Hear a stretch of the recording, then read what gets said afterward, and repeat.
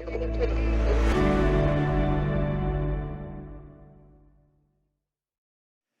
morning, everyone. Lovely to see you back. I just learned something about Quality Street. You may wonder why we give out Quality Street, but it's just, it's nice, isn't it? I mean, unless you don't like Quality Street, it's just nice.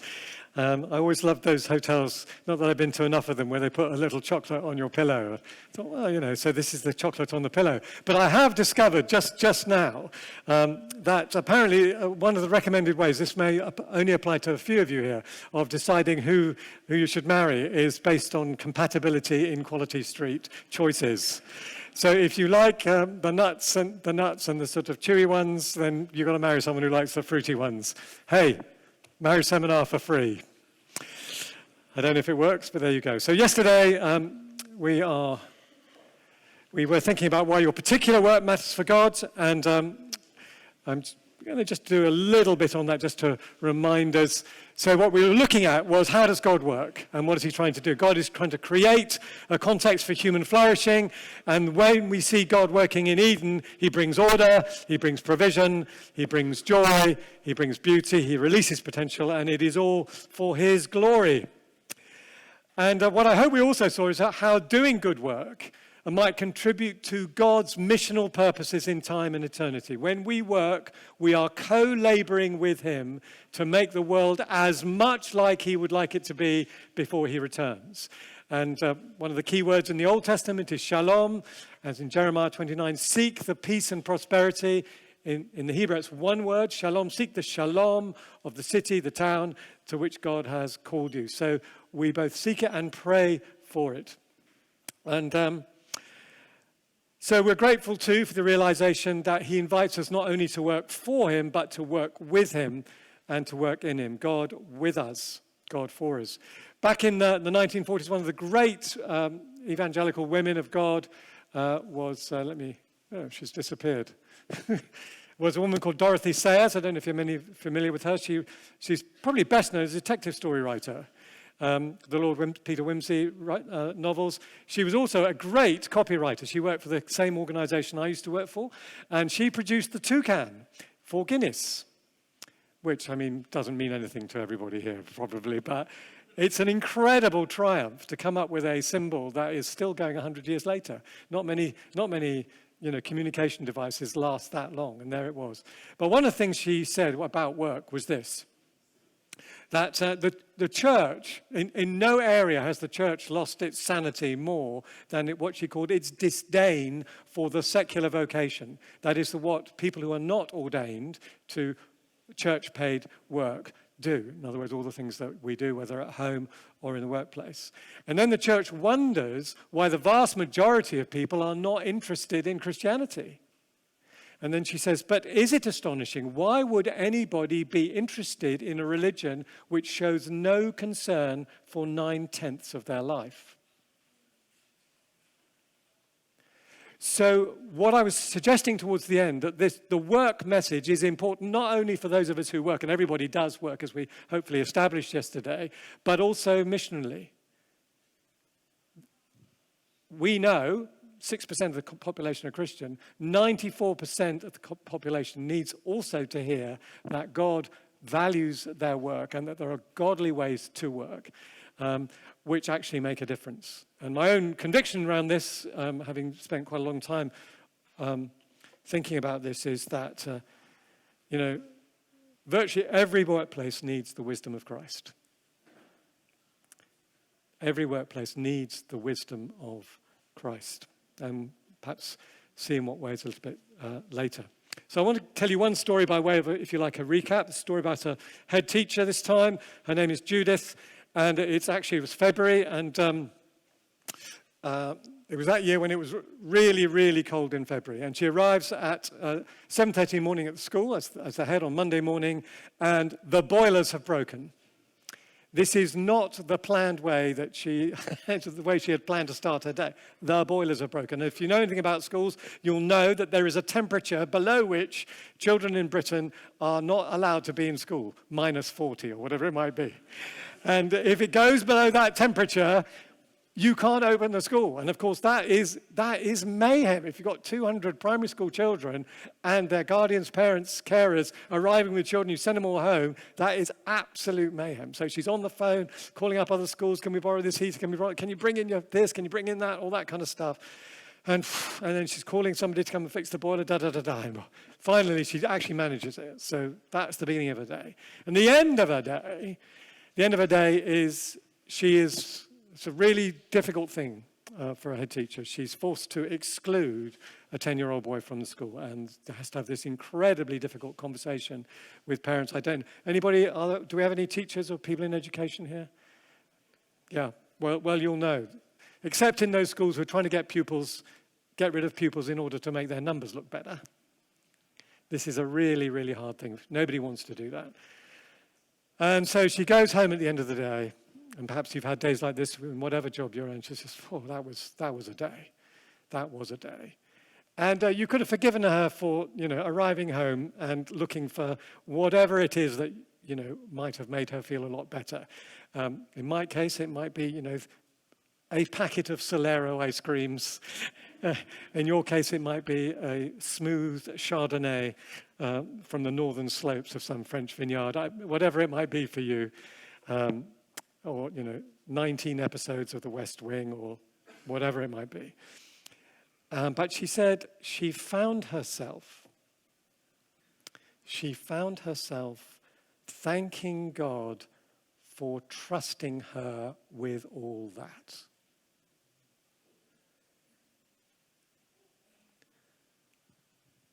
So when God sends us into work, into a place, gives us a responsibility, as he does in Eden, gives us a family to care for, gives us a workplace to clean, gives us a team to manage, gives us a boss to serve. He's giving us something that he is trusting us with. And God is trusting us with it, and therefore he thinks we can do it in his way, with his help, and perhaps with the support of his people. And if I don't get to it by the end, one of the things I would say is, without, again, projecting on any community here, it's quite likely that you might be in a church where it would not be habitual for that community to pray for your daily work. Put it that way. So if I asked you this morning how many people were commissioned, prayed for by the community of the church, who are not in church-paid work, for their daily work, how many people have been commissioned by their local church for their daily work? We have 2. Well, praise God. 3, actually. I think we have 3. Do I have 4? 4? I have 4. Well, you're just chewing your nails, sorry. But that does tell you something, doesn't it? So find somebody to pray for you. And if you're concerned about the local church in relation to work, and you think your leadership might be amenable to that, do look on the LICC website. And there's something here that is for pastors, and we've got a few of these. So do take one of those if you'd like to take one for your church leader when you leave. And I've got 1 or 2 other things to offer you later on. So this morning we're going to look at grateful for the opportunity to be fruitful for God and grateful for the opportunity to grow in God. So as just a quick 90-second interview, and what's your job or whatever you might be doing? You might be at uni, you might be at school. So whatever you do, what's the thing you're most pleased with having contributed or to be contributing in that context? That's an interesting question. And what's the fruit of the Spirit you'd most like to grow in? I once asked my team which fruit of the Spirit they would most like me to grow in. And they said self-control. At Keswick, I have to stop at 10:30, but elsewhere. Anyway, so 90 seconds, turn to somebody. 3 is okay if you have to, but then you only get 60 seconds each. So turn to a human, maybe someone you haven't met. Hey, let me stop you, sorry, let me stop you. That was 90 seconds, so you can't have any more. Let's pray together.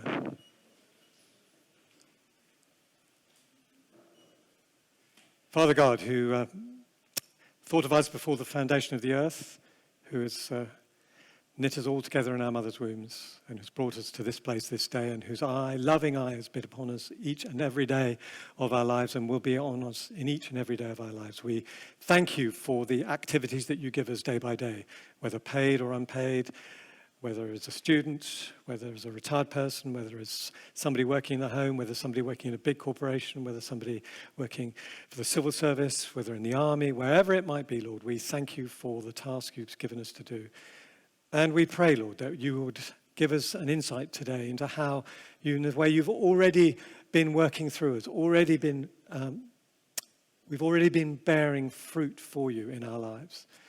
And may we give you praise for that, Lord, but also may you help us to see how we might continue to be fruitful and more fruitful for you in the days, the weeks, the months, and the years to come. We ask in Jesus' name. Amen.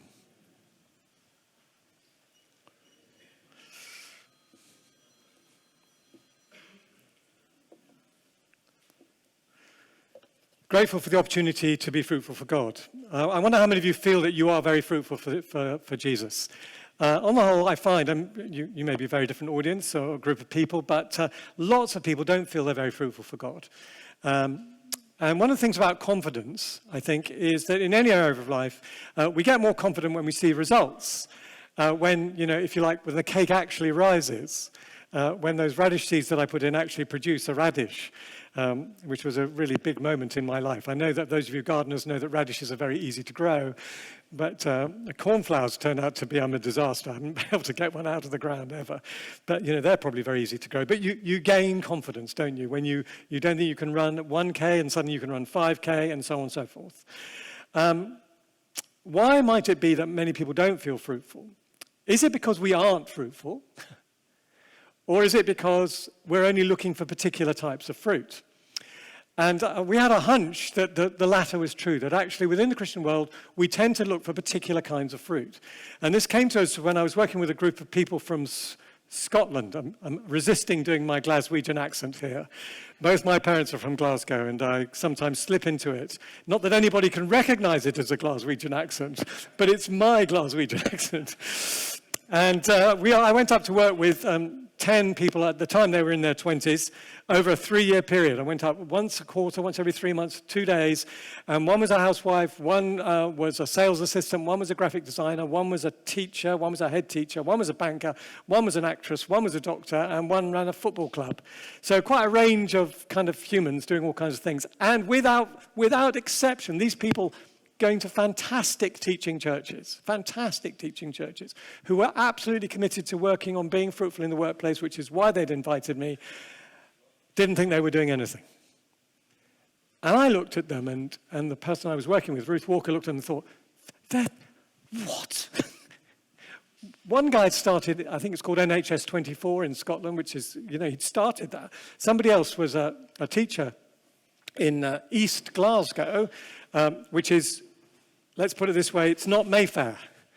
It's a difficult part of Glasgow, and she had turned around 2 failing schools at the age of 34, by the age of 34, which is an incredible leadership achievement anywhere.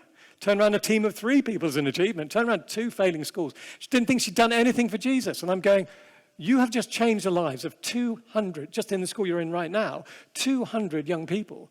And isn't that significant to God? And not only have you done that, look at how proud their guardians, their parents are that at least our kids are getting a good chance in life, going to a good school. We've got a great school. You feel fantastic about that. It's a tough area. We're in a tough place, but we're going to a great school. And that builds community morale, doesn't it? We've got a great school. Da-da-da-da. Oh, no. And why was that? So they were confident employees, if you like, but they were not confident disciples in terms of their own fruitfulness. And the reason we came to was that actually, subconsciously, if you like, there were 3 marks of fruitfulness that were in their heads. One was volunteering in the local church. How do you get affirmation from your local community, your local Christian community? You volunteer in the local church. Then people say, thank you very much. And fantastic thing to do. Or you do direct social action. formal or informal, and you have evangelistic conversations. Well, let me submit to you, if you are designing a missile in a defense company, on the average day you're working, you are not actually volunteering in the local church on that day. You are not doing direct social action, and you will not get 1,000, opportunities to share the gospel, maybe in a career. Every day, almost certainly not. Every week, probably not. So suddenly you think, I just wasted my day. I've done nothing for God. Because the definition of fruitfulness is very narrow. So here's a question that was once asked in a room that it's not asked by me, but it's a very interesting question. So if I were to ask you right now, what are you good at in the Lord at work? It's a rather jargony question. What are you good at in the Lord at work? But I think you know what I mean. I wonder what you might write down. In fact, why don't you write down something if you dare? Behind your palm, so no one can think that you actually think you're good at something. But who do you think you are, Jimmy? Just write down something you think you're quite good at work in the Lord at work. Just humor me for a second, if you would.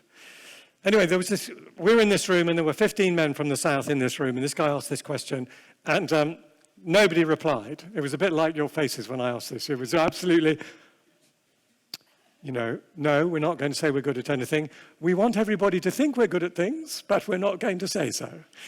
And we're Southern English mainly, most of them, so nobody said anything. So the guy there said, write it down on a Post-it note, because he had these Post-it notes around, because he must have anticipated this. So we all wrote down something on a Post-it note, and then he said, well, you've written it down, you might as well speak it out. Clever. Most of you did not fall for that trick, because I didn't see very many people writing. So what happened? I'm going to tell you the story. The first person to speak, and I want you to think about, what do you hear? What do you hear here? And what might you have said if you were in the room? What might you have said if you were in the room after this man has spoken? I'm going to tell you this story the way he told it, with a little bit of commentary alongside. So he is sitting there, and there is a coffee table there, and he is looking at the coffee table throughout. His head is down, and he says, I'm Kurt. I work for the police. Actually, I work for the armed police. Of course, it's a room full of boys, so this may not be very godly, but we're suddenly paying attention. And he says, I protect the Prime Minister at number 10. We are definitely paying attention at this point. This guy protects the Prime Minister at number 10, Diplomatic Protection Service. And he says, it's quite a macho team. Probably. These are people wearing Kevlar and carrying guns and all kinds of stuff and prepared to take a bullet for whoever is in power. And over the years, there's been quite a lot of conflict. And I found I'm quite good at bringing people back together.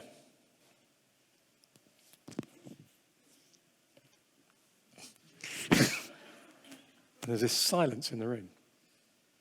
So just in pairs or in threes or in groups of less than 80, what do you hear? Just very, very quickly, what do you hear? What might you have said in the room? Just chat to someone very quickly. What might you have said? I'm going to stop here. It's not nearly long enough, I know. And on this one, I'm not going to take feedback. I'm sure you've got, it's in many ways a very rich story, but I'm going to tell you what happened in the room. After this silence, somebody said, you've got a ministry of reconciliation. And then Kurt's face went like this. I've got a ministry of reconciliation. No, he didn't. But you know what I mean? His face was, he says a beam on his face. And say, yeah, blessed are the peacemakers. You're a peacemaker. Something happened. He suddenly realized that this thing that he wasn't quite sure about, it looks like it's a good thing, sort of. And suddenly it was given a biblical frame. It was named biblically. Oh, I am a peacemaker, yes. So this tiny little story of a bloke who's kind of good at bringing people together. Actually, what is he doing? He is teaching people the ways of Jesus' forgiveness at number 10 Downing Street. Is that a story worth telling? Well, it would be worth telling if it was in a corner shop, frankly. But there it is. So one of the skills, you see, when you see God at work, If you don't think you're fruitful, you don't expect God to work. You don't consciously make yourself available to God in this context. What's God got to do with this? You don't ask him for help. But when you know that God has been working through you, and I think hopefully by the end of this session, you will find at least 5 or 6 ways that God has already been working through you. Something changes. You know God can work. That's what he discovered. God has been working through me at number 10. Fantastic. It's not pride, it's just joy. Because he thought he was unfruitful. Because I'm not volunteering over there, and I'm not able to do this, and I haven't had an evangelistic conversation for 3 seconds. I'm useless, all that kind of stuff. You expect God to work. You make yourself available to God. You ask God for help, and confidence grows. So one of the key skills we need to grow in, if you like, is we read the Bible through whole life eyes. And we don't have time to do all of that today. And then we read our whole life through the lens of the Bible, which was what the group was doing. They were reading his situation through the lens of the Bible. That's one of the ways we help one another. And of course, fruitfulness is always in Christ. It only comes through Christ. Remain in me as I also remain in you. It all comes from Christ. Whatever fruit it is, it's got a flavor of grape about it. It's always going to be. It only comes out of the vine. Only through the vine are we fruitful. But there's ways in which we are. And there's, as we said yesterday, all kinds of reasons why that might not be the case. And I gave some of you, we ran out of copies of this thing, Great Divide. Some of you got one, and I got complaints that there weren't enough. And I'm very sorry for that. So if you fill out one of these cards and put TGD at the top, then we will send you one, honest. But you have to put your snail mail address on it, otherwise we can't send it to you. So if you want one of these, you can. And there'll be an offer for those who've already got one of those as well. So we came up with 6 criteria for fruitfulness, which we're going to work through. And as we go through these, I hope you will see a variety of ways in which you're already being fruitful or might be. So 6 M's to begin with. Then I'm going to give you an example in one area, and then we're going to work through them together. So how might you model godly character in the context you're already in? Almost certainly you're doing that. How might you make good work in the power of the Holy Spirit? How might you minister grace and love? How might you mold the culture? We'll talk about that in some detail. How might you be a mouthpiece for truth and justice? And how might you be a messenger for the gospel? Well, we've all been to a coffee shop at some point, and if not, if you've never had that experience, you can go at 10:30 and go to the coffee shop there and see what does that feel like. Supposing you're a barista in that coffee shop. Well, every day as a barista, you get to model Christian character by displaying the fruit of the Spirit. Love, joy, peace when the early morning queue stretches outside the shop and it is raining. Patience with a customer who just can't decide whether they want a macchiato or a double shot skinny latte with chocolate sprinkles and a dash of hazelnut syrup or vanilla syrup. I just can't quite make up my mind, and so on. A barista gets to make good work by making sure that the coffee shot, the espresso shot, gets into the hot milk, apparently within 10 seconds if it's a latte. There's something about the chemistry, I'm told, about that. A barista gets to minister love and grace. Take an extra 20 seconds with a customer that actually you discern it. You can't have a long conversation with everybody, and whether you're in one of those places that writes your name on the side of the cup or not, other coffee shops are available. Actually that's not what people are really looking for, their name on the side of the cup, is it? And you kind of discern, I'm just going to spend 20 extra seconds with you, or when I'm clearing the tables, I'm going to stop by that table and say, how are you doing, or something like that. You get to minister grace and love. A barista gets to mold the culture of a coffee shop. There are some places you go in, and you're just so pleased to see this particular person, because they're always pleased to see you, and they lift you. And other days you walk in and you think, oh my goodness, it's him. I'm going to go and get my sachet of Nescafe and pour cold water on it, and then minister truth and justice. It sounds very grand, ministering truth and justice, but it's snuffing out gossip in the team, isn't it? That's a simple way of being a mouthpiece for truth and justice. Making sure that somebody doesn't get the blame for the wrong thing, seeing the rota. Oh, goodness, Sophie's on 3 Sundays in a row, and I know I asked not to be on a Sunday, but 3 in a row is too much. Look, I'll take that one for you. And so on. And a barista gets to be a messenger for the gospel. Over time, to talk to a customer about the difference Jesus makes in their life, perhaps over a break or with a colleague and so on. Now, that's the frame. Now, the point about that frame is this. Every day you get to do 5 of them. Every single day, whatever you do, if you talk to a human being or you do any activity, you get to do 5 of them. You're not believing me yet, but I'm going to get there in 24 minutes, I hope. So can you see the way you might be modeling godly character, for example?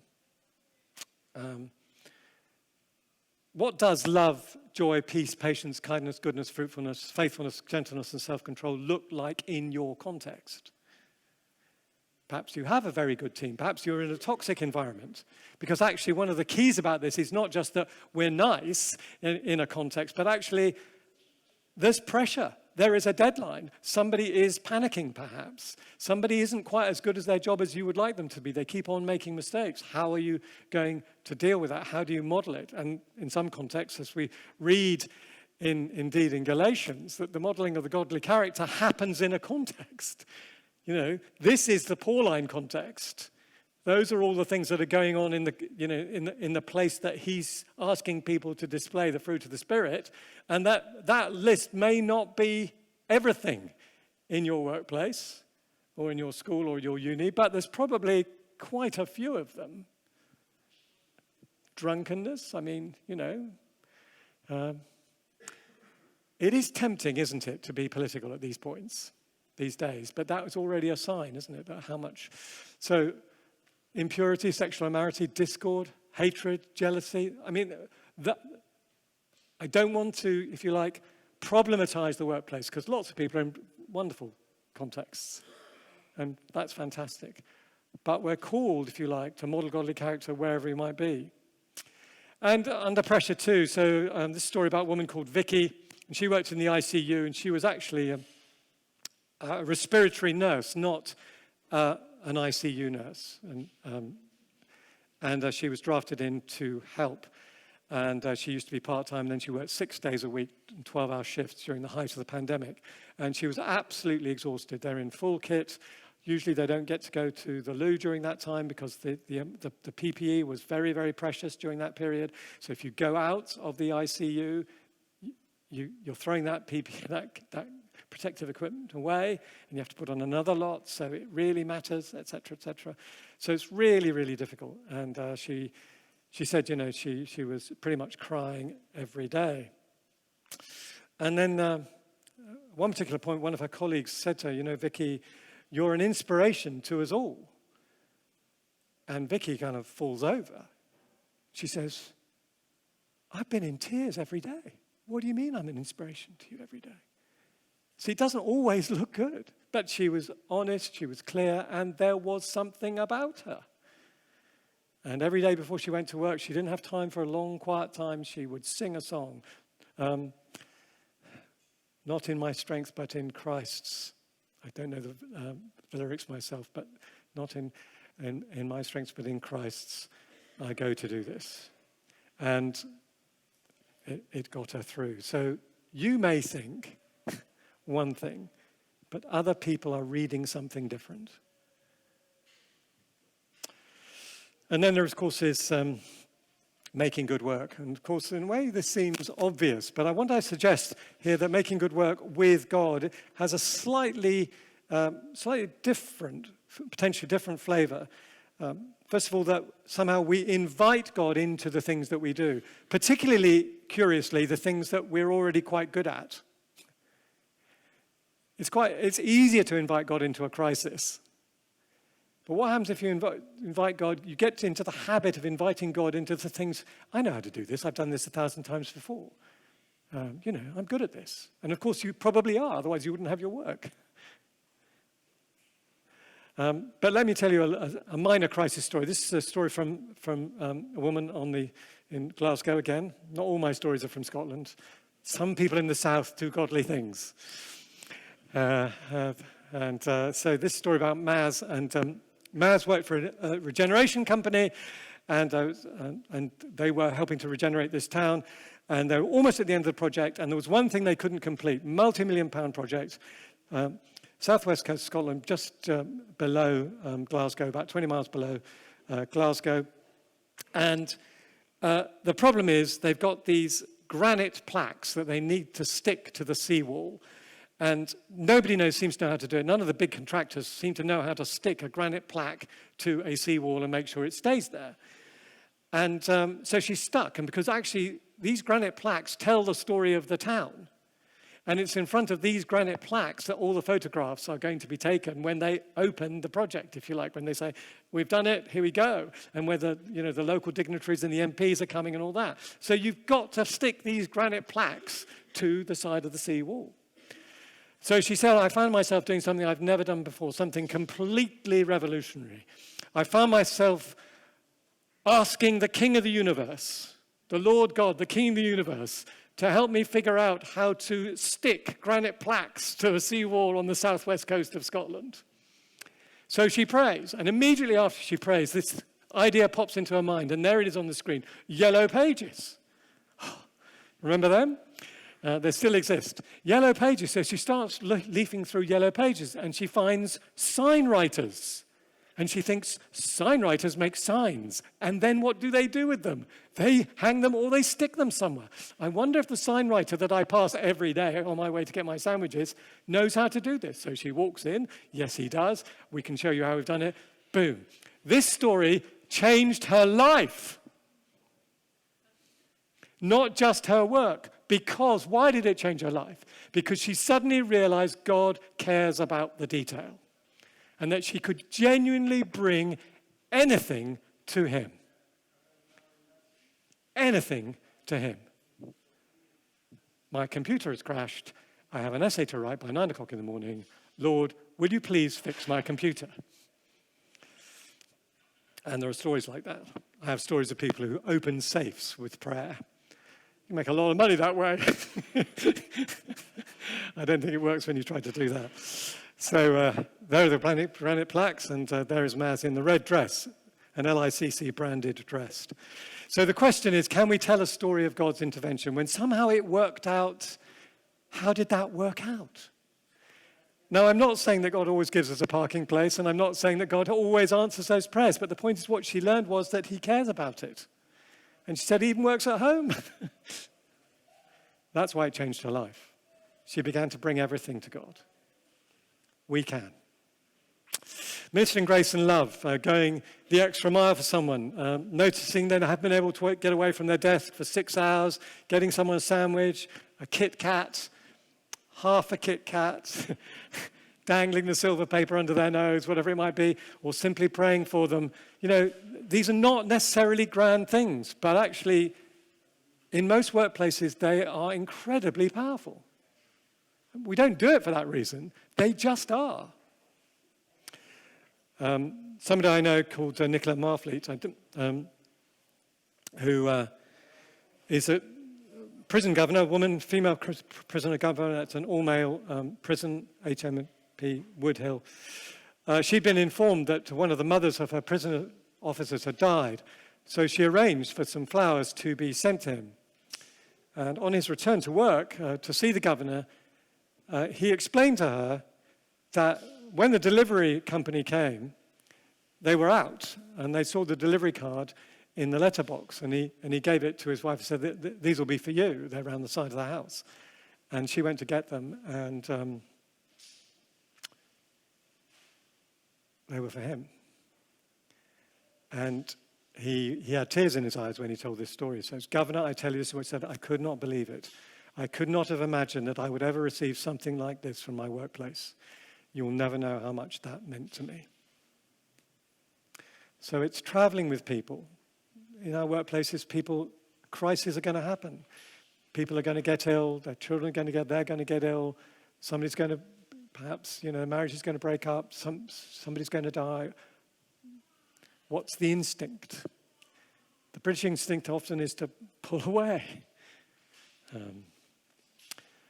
Well, I wonder, and just briefly on those first three, again, a couple of minutes in twos or threes, where have you seen God working in relation to those first three? Now, you're going to have to admit that God has been working through you. So give it a go. See if you can. I'm not going to ask for feedback from the floor, but I will later. So just have a go. Give you 2 or 3 minutes on that, in 2s or 3s. Where have you seen God at work in you, do you think? I'm going to stop you again. Sorry. I am going to try to stop you again. Sorry.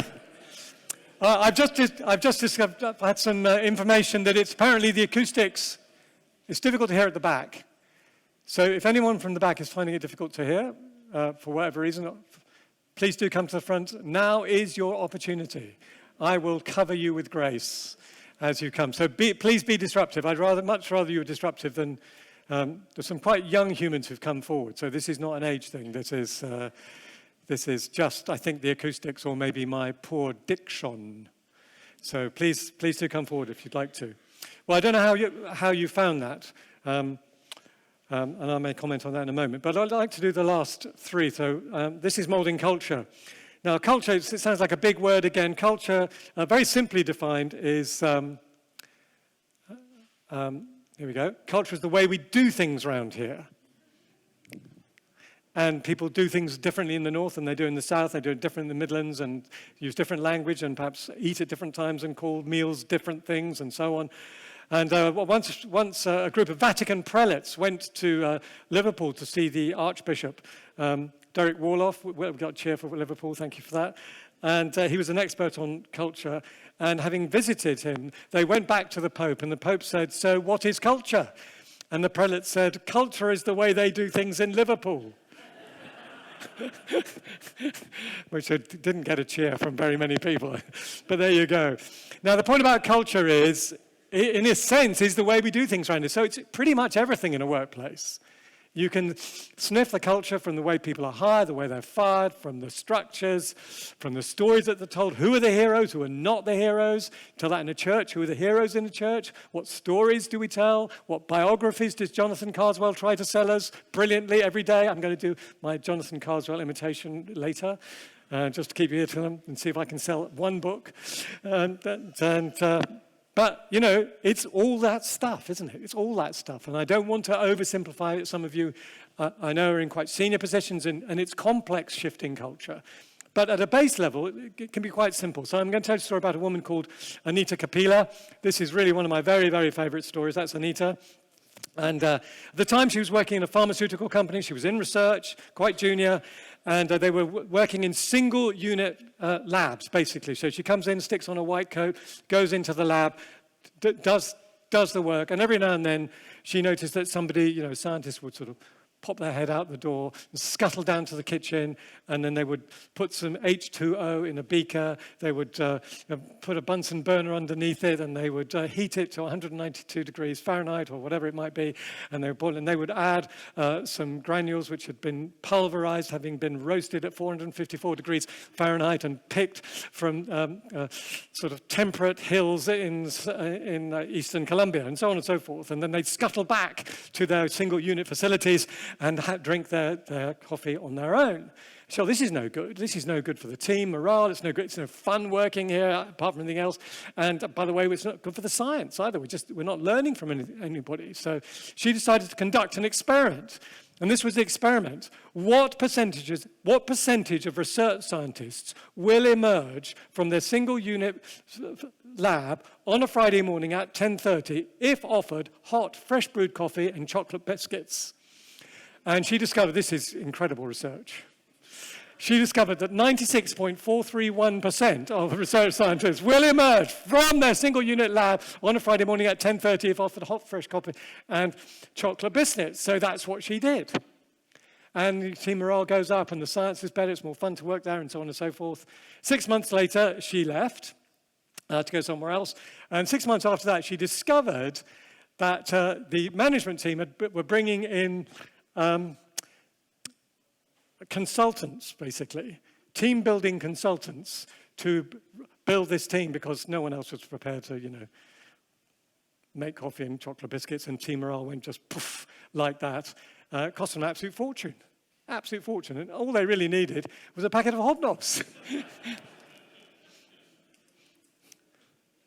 Culture really makes a difference. Relationship really makes a difference. And I had a conversation with someone just yesterday about that in a sense at a very, very high level. What did she do? Well, she identified an issue. This is not good. I don't really like this. So sometimes you go, what is it I don't like about this place? What's behind that? What's underneath that? And sometimes what is it I like that I can blow on and encourage? And she didn't accept the status quo. She looked for an alternative, a kingdom antidote, if you like. She tried it out. Might not have worked. Sometimes it doesn't work. She told me once she went to a place and it was everything she did, nothing worked. And as she put it, when she left, she brushed the dust off her feet. So cultures, it can be really simple. It can be really simple. It can just be something like that. There are other ways other than food. Then being a mouthpiece for truth and justice, again, it sounds very grand, but it can be sniffing out gossip. It can be making sure the right person gets the credit. It can be the eco-warrior in your workplace or in your small business or whatever it might be. Or do something about the type of food that's served in the canteen. Or the rate of pay for the contract cleaners. Lots of cleaners are not paid the living wage, but they're outsourced. And lots of managers don't know that because one person's over there making these decisions. And actually, one man's view, not paying somebody a living wage is not good. Whatever size organization you're in. Of course, there are costs to that, and I do know people who've just completely changed that, and not necessarily at high levels. Here's one other story. This woman who's a secretary in Bupa. Her name is Claire, and the team had done this fantastic project, long project, and there was a bonus for everyone on the team who had joined the team after a particular period or before a particular date. And there were two people who didn't get a bonus who were still in the team, and they had joined 2 weeks after the cutoff date, and they'd still done over 6 months' work. And she went to the senior board director and said, a main board director of Bupa, so quite a senior person, said, this doesn't seem fair. These guys did 7 months, these guys did 6.5. Surely they might be able to be given something. And they were. And there's nothing in it for her. That is literally looking after somebody's interests, putting other people's interests before her own. There are thousands of examples of this, really. And then there is be a messenger of the gospel. And not every day do we get to do this, and this is not evangelism in the workplace day, but that would be another wonderful thing to be able to look at. But actually, it is more than, if you like, sharing this plan of salvation. We bring God's wisdom, whether we wrap it in biblical words or not, every day to the things we do. And we try to salt our conversation with that. And then we seek the Lord. And when we do this, we encourage people just to think of one person. Ask God for one person who he wants you to be concerned about for their salvation. Just one person. Doesn't mean you have to do anything other than maybe pray for them once a week. It's just, is there somebody? And if you get that person from God, then you know he's on the case. And then we relax. I know that's, probably need to say more about that than we are. So now I want to ask you the same question. Those last three. What kind of fruit have you seen there? Have you seen God working through you to mold culture? Whoops, that's an ad. To mold culture, be a mouthpiece for truth and justice, or a messenger of the gospel. Have a go at that again in your pairs or your trios. Stop you there, if I may.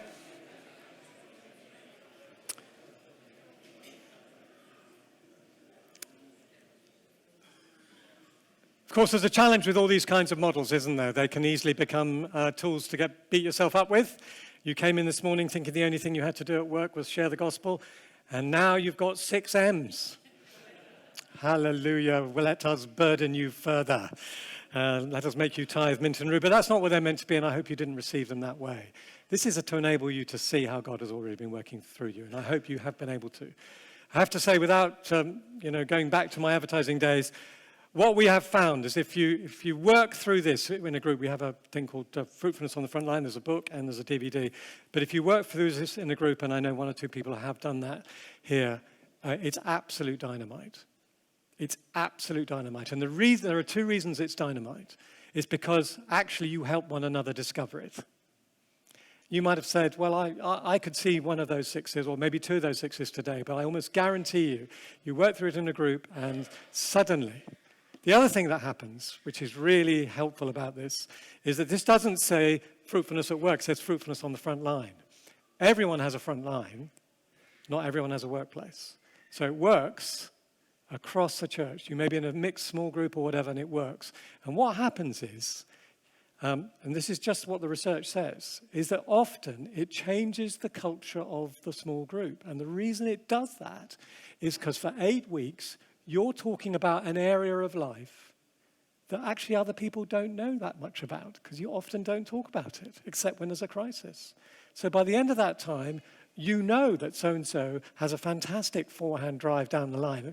They love tennis, and that's where they spend their time, and they can't serve for toffee. That you know the name of that person's boss. You can't go back. Relationships get enriched. So I commend it to you with confidence. I know I wrote it, but despite that, I commend it to you with confidence. And do have a look at Thank God It's Monday if you have a chance. And there's this lovely book called Probably the Best Idea in the World, modest title, which is the Great Commandment. The Great Commandment, love God, love your neighbor, is a commandment about relationship, isn't it? And so what the book does is look at these two questions. How does a decision I'm going to make in any context or something I'm going to buy affect the quality of my relationship with God or my relationship with a neighbor? So once upon a time, if you asked the average Christian adult whether they thought it was a good idea for one of their children to have a television in their room, the vast majority of adults across the country would say, no, that's not a good idea. That will not be good for them. It will not be good for family dynamics. And but at that time, 65% of children had televisions in their room because people weren't asking that question. Now we can't stop it because they've got screens in their fingernails. So, but you see the point. So I commend that to you. While I'm still selling, I'm not really selling, if you did want one of these, then do fill out one of these cards. And we also send 2 or 3 times a year, we send a resource like The Great Divide, or this is about the Queen's discipleship, Queen's Way. If you'd like to fill out a card and you put Queen on the top, we'll send you one of those. And the next one we're sending out in September is called 40 Faces, 40 Places, which is 40 different people in 40 different contexts, briefly saying, this is how God works through me in that with a biblical reflection. I think you'll find it helpful. Just as a plead, though, I get evaluated when I go back on how many cards I take back with me. So if some of you would fill out these cards, you would really bless me. Otherwise, I may never speak again. And we have a lovely email service, so you don't have to get our snail mails.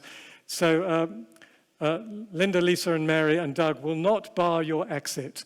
But if you took a minute to fill those out, it would be a blessing to me. You can always cancel afterwards. They don't look at that. I've slightly blown the timing, and I apologize for that. But what I would like to do as we close, if you are willing, is I would like to pray for you in a particular way. And I'd like to do it. You don't have to do this, obviously. But if you are willing, I would like to commission you to your daily work.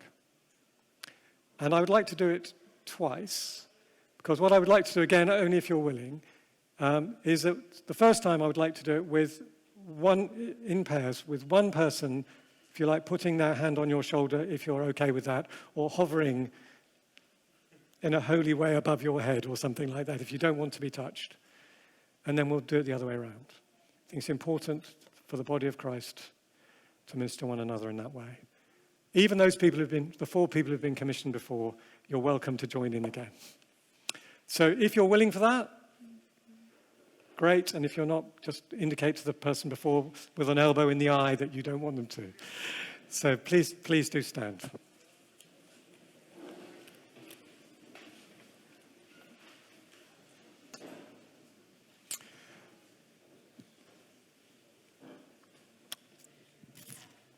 Father God, we want to thank you that indeed, you have placed us in communities, And we thank you for the communities that you have placed us in.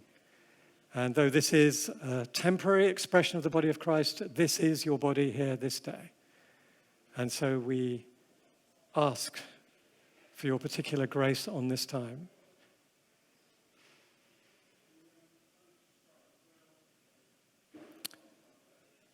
And so now, Father, I pray in the name of Christ that this son, this daughter of yours would be graced by you in the place that you have sent them to do their daily work. May you empower them with the fruit of your Spirit. May you give them wisdom and establish the work of their hands. May you give them eyes to see people around you with your eyes and heart to minister grace and love. May you make them people who mold the culture, if only by spreading abroad the fragrance of Christ. May you enable them to speak up for truth and injustice, and to be a messenger of wisdom, and as you lead, of your marvelous saving grace to those who you bring across their path to engage with in conversations about salvation. And we ask this in the name of the Father, the Son, and the Holy Spirit. Amen. So if you can swap now, and I'll do it the second time. Unless you did it all to, you did it to, have you already done it to each other? Yes. You're so efficient. I've got 2 more minutes. I could sell something else. So, well, thank you very much indeed. As I say, there are some things here for pastors. Do you think? You haven't done it. Okay, somebody hasn't done it, so there we go. Let me do that again. So, Father, for those who didn't save time and weren't as efficient as I am, or weren't more efficient than I am, we thank you, Lord, for this son, this daughter of yours. And we, in the name of Christ, we commission them to the daily work that you have sent them out to do, whether that is indeed in the home or beyond. We ask that your Holy Spirit would ripen the fruit of the Spirit in them, and it would be a display of your glory. We pray, Lord, that you would strengthen their hands for the work that you've given them to do and establish that work by your grace. We pray, Lord, that they would have eyes to see those around them with your eyes and heart, and lavish grace and favor and love upon them. We ask, Lord, that they would be enabled to mold the culture around them, if only by bringing the beautiful fragrance of Christ into every place, every conversation, every room they're a part of. We pray, Lord, for wisdom and courage, tact and insight in bringing truth and justice to conversations, to situations, to conflicts.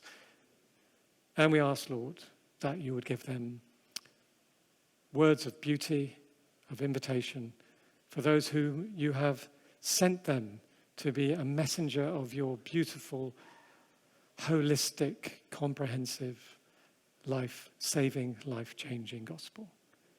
And these things we ask in the name of the Father, the Son, and the Holy Spirit. Amen.